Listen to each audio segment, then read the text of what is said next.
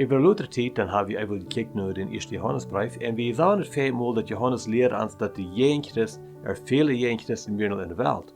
Eines wat hij danach leren deed, is dat we zullen ons niet abbrechen der Eva, und wir sollen uns in Jesus anfangen. Wir sollen in Jesus bleiben, in den Glauben bleiben, wo wir angefangen haben, was wir von Anfang gehört haben, und an der Radung vorstellen in Jesus Christus. Aber von der Weise kijken nur noch ein Ding, was wir lernen von Johannes. Das ist ein interessanter Mann.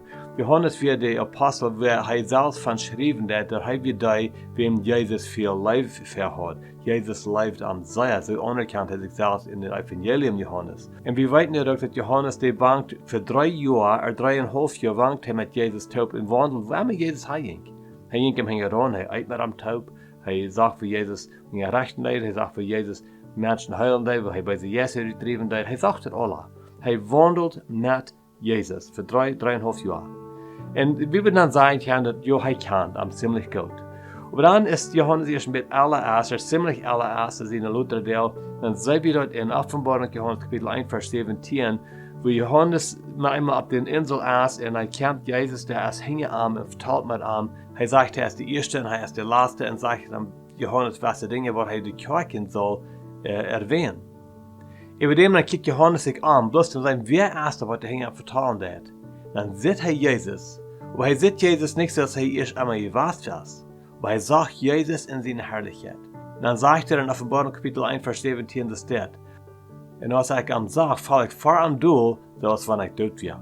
In anderen wird gesagt, dass Johannes kann Jesus. Er weiß für Jesus. Er weiß für Jesus Leid. Aber nu ist er Jesus sagt in seiner Herrlichkeit. Dat überfallen zo gewaltig sei, dat hij voll doel tussen doodja. En weet je, de dag komt dat we waren alle voor Jezus doen, we waren alle zijn herrlichheid zijn. En ik denk eerst dat we daarvan over niet wachten, maar dan, wat we aanvangen zijn herrlichheid te zijn, er is zoveel in de Bibel.